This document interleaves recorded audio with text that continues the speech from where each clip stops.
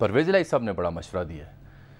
کل جو ان کی ملاقات ہوئی تھی شاہ محمود قریشی صاحب سے، اس میں یہ رپورٹ کیا گیا ہے کہ انہوں نے کہا کہ فوری لانگ مارچ کی کال نہ دی جائے، حالات و واقعات کو دیکھا جائے، 1 ماہ بعد فیصلہ کیا جائے اگر ضرورت پڑے تو. پھر اچھی بات ہے، لیکن اگر میرا مشورہ مانے تو میں تو کہوں گا لانگ مارچ کریں ہی نا. ہاں، اس کی ضرورت ہی نہیں ہے. جلسے وہ کر چکے، اپنی طاقت کا اظہار کر چکے، اب الیکشن کی تیاری کریں.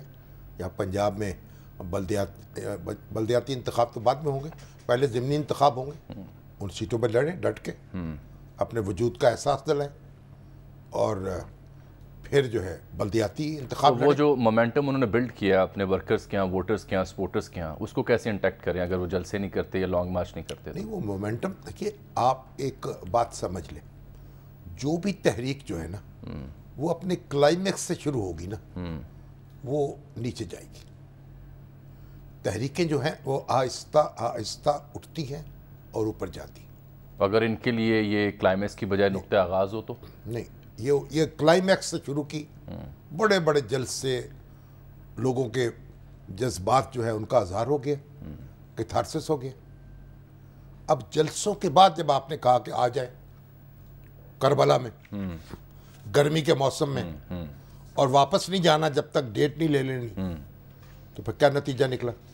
لوگوں کے تو حوصلے ٹوٹ گئے. نہیں، اس میں تو دیکھیں نا پنجاب سے بھی اور کے پی کے سے بھی بلکہ شکایت ہوئی ہے. اب تو لوگوں کی فہرستیں تیار ہو رہی ہیں. خان صاحب نے آج جو ڈیجیٹل میڈیا کے ہمارے دوستوں سے ملاقات ہوئی تو انہوں نے کہا کہ مجھے ایک کا پتہ ہے، علم ہے، کون کہاں تھا، کس ٹھنڈے کمرے میں تھا یا کس بہانے کی تلاش میں تھا جو مارچ میں نہیں آیا یا تاخیر سے آیا یا لوگ لے کے نہیں آیا. لوگ نہیں آ سکتے اس طریقے سے. لوگ آتے ہیں پرامن طریقے سے، جلسے میں شامل ہوں، اپنے جذبات کا اظہار کر دیں، نعرے لگا دیں، چلیے جلوس بھی نکال لیں چھوٹا موٹا، اپنے لیڈر کے ساتھ کھڑے ہو جائیں. یہ جنگی کارروائی نہیں کر سکتے لوگ. اور جو میں بار بار عرض کر رہا ہوں، جو یہ پاپولر لیڈرشپس ہوتی ہیں یہ اپنے بوجھ میں دب جاتی ہیں، اپنے زور پہ گرتی ہیں، اور بار بار تاریخ میں اس کا مشاہدہ ہو چکا ہے. تو خان صاحب کو چاہیے جو اپنی طاقت ہے اسے مجتمع کرے، وہاں لگائیں جہاں لگانے کی ضرورت ہے، انتخاب کے ذریعے اپنی طاقت کا اظہار کریں. اور جو انہوں نے ابھی تو فیصلہ کیا، ان کی کور کمیٹی میں یہ ڈسکشن ہوتی رہی کہ یہ قومی اسمبلی میں ہم اپنی نشستیں چھوڑ دیں یا واپس جائیں. جی، لیکن سنا یہ ہے کہ اکثریت کی پھر رائے یہی تھی، یا خان صاحب کی رائے یہی تھی، اور اسد عمر صاحب کی رائے بھی یہی تھی کہ اب واپس نہیں جانا. دیکھیں نا، انہوں نے آج ایک بیان دیا ان دوستوں سے جو ملاقات ہوئی، اس میں وہ کہہ رہے تھے کہ اگر ہم اسمبلی میں واپس آتے ہیں تو اس کا مطلب یہ ہے کہ ہم اس امپورٹڈ حکومت کو تسلیم کرتے ہیں، اس لیے واپس گئے. یہ بھی تو ایک ہرڈل آ گئی. پھر فواد چوہدری صاحب نے بھی کہہ دیا کہ استعفے تو ہمارے ہو چکے ہیں. آج پریس کانفرنس انہوں نے کی کہ یہ اسپیکر کے پاس آپشن ہے ہی نہیں ریویو کرنے کی، ہم لے چکے استعفے. اسپیکر اگر ان کے استعفے منظور کر لیتا ہے، سارے ارکان جو ہیں ان کے استعفے منظور ہو جاتے ہیں، یہ کچھ لوگ واپس ہو جاتے ہیں. تو اب دیکھیے اس کا نتیجہ کیا نکلا ہے. نتیجہ یہ نکلا ہے کہ 15-16 جو افراد موجود رہ گئے پی ٹی آئی کے، جنہوں نے استعفے نہیں دیے، وہ اپوزیشن بن گئے. لاٹری نکلے راجہ صاحب، انہوں نے اپنا لیڈر بنا لیا.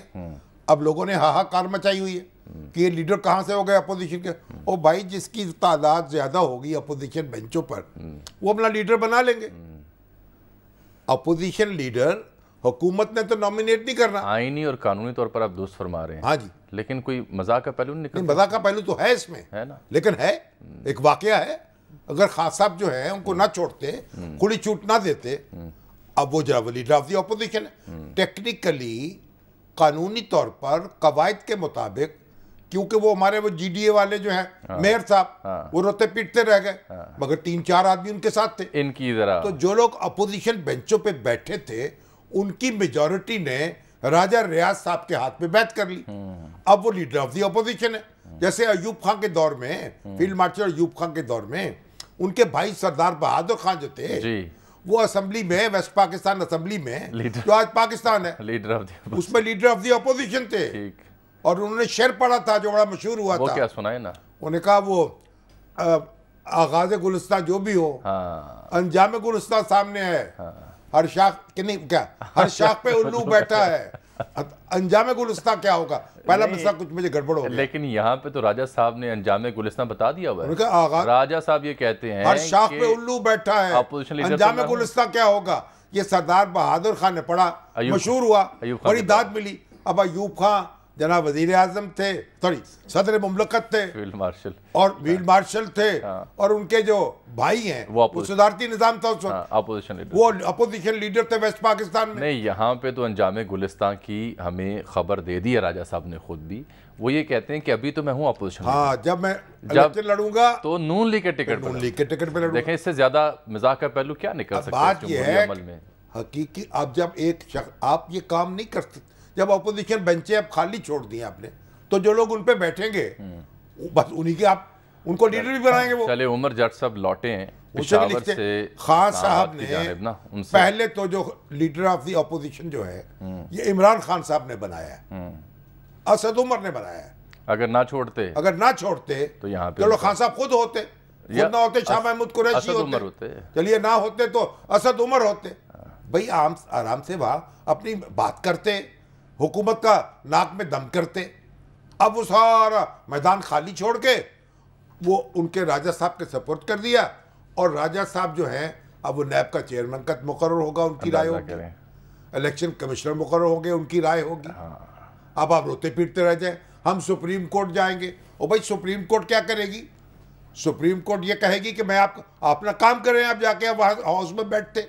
سپریم کورٹ کیا کر سکتی؟ تو ایک بات تو سنیں، میں یہاں ان کی بات سنتا ہوں، میں اس نتیجے پر پہنچا ہوں کہ سپریم کورٹ کا نام لے کے اپیل کرنی اور دہائیاں دینی، مطالبے پیش کرنے، کوئی ایک طرف سے کر رہا ہے کہ دوسری طرف سے کر رہا ہے. انہوں نے کہا ہے اس پر پابندی لگنی چاہیے. کیسے؟ اور سپریم کورٹ کا ہے یہ توہین عدالت ہے. کیسے؟ آپ نے سپریم کورٹ سے بات کرنی ہے نا، آپ درخواست دے وہاں جا کے. نہیں، آج تو فواد چوہدری صاحب نے کہا کہ کیا وجوہات ہیں کہ سپریم کورٹ صدر مملکت کے لکھے خط کے باوجود اس سائفر کے اوپر تحقیقات یا کمیشن نہیں بنا رہی، ہمیں وہ پابند نہیں ہے صدر مملکت کے وہ کہہ رہے ہیں ہمیں وجوہات بتائیں. نہیں، اس کو بتانے کی بھی پابند نہیں ہے. اور پھر سپریم کورٹ کا یہ داریں استداد بھی کر رہے ہیں. سپریم کورٹ ماتحت نہیں ہے فواد چوہدری صاحب کی. فواد چوہدری صاحب ایک وکیل ہے تیسرے درجے کے یا دوسرے درجے کے، اور رعایت کرتے تھے چلو پہلے درجے کے کہہ دیں. تو کسی وکیل کو کیا حق حاصل ہے وہ عدالت میں اس طرح اعتراض کرے؟ اور میں دیکھ رہا ہوں دن رات یہ پریس کانفرنس سے ہو رہی، مسلم لیگ نون کی طرف سے بھی ہو رہی، پی ٹی آئی کی طرف سے بھی ہو رہی. آپ نے عدالت سے جو بات کرنی ہے وہاں درخواست پیش کرے جا کے، اور بتا دیں کہ ہم نے یہ درخواست دے دی ہے، جو درخواست ہے وہ پیش کرے اپریل جا کے عدالت. لیکن وہ کیا کریں نا، وہ کہتے ہیں ان کا کسی اور ادارے پہ اعتماد ہی نہیں ہے تو پھر گھر بیٹھ نہ وہ اسمبلی میں ہے، نہ الیکشن کمیشن پہ، نہ کسی اور میڈیٹیشن پہ ان کا. پھر اپنے رہوں کیا پیٹو جگر کو میں تو دل کو پکڑے، جگر کو پکڑے. او بھائی یہ سپریم کورٹ یا ہائی کورٹ وہ اخبار پڑھنے اور ٹی وی دیکھنے کے لیے بیٹھے، سوشل میڈیا دیکھنے کے لیے کہ بیان جاری ہوئے تو ان کا جواب دے. وہ سولنگی صاحب نے شعر درست کر دیا ہے. اب یہ کمال سالار پوری کا شعر ہے کہ دیوارے چمن پہ زاغ و زغن مصروف ہیں نوحہ خانی میں. دیوارے چمن پہ زاغ و زغن یعنی چیلے اور کوے جی مصروف ہیں نوحہ خانی میں، ہر شاخ پہ الو بیٹھا ہے انجام گلستان کیا ہوگا. تو اب بات یہ ہے بھائی، تو آپ کبھی کوئی ادھر سے بول رہا ہے، کوئی ادھر سے بول رہا ہے، اور سپریم کورٹ یہ کرے، سپریم کورٹ یہ کرے، سپریم کورٹ یہ کرے، ہائی کورٹ یہ کرے، مقدمے میں تاخیر ہو گئی، فیصلہ کیوں نہیں ہوا. بھئی آپ ہیں کون؟ کیا پدی کا شوربہ؟ عام شہری ہیں، سیاستدان آپ کو حق نہیں ہے یہ، آپ درخواست دے تو دی عدالت سامنے پیش کل دے رہے ہیں. نہیں غلط بات ہے. چلے میں عمر جٹ صاحب ٹریول کر رہے ہیں پشاور سے، تماشا بنا دیا ہم نے، میں ذرا آپ کو اداروں کو تماشا بنا دیا.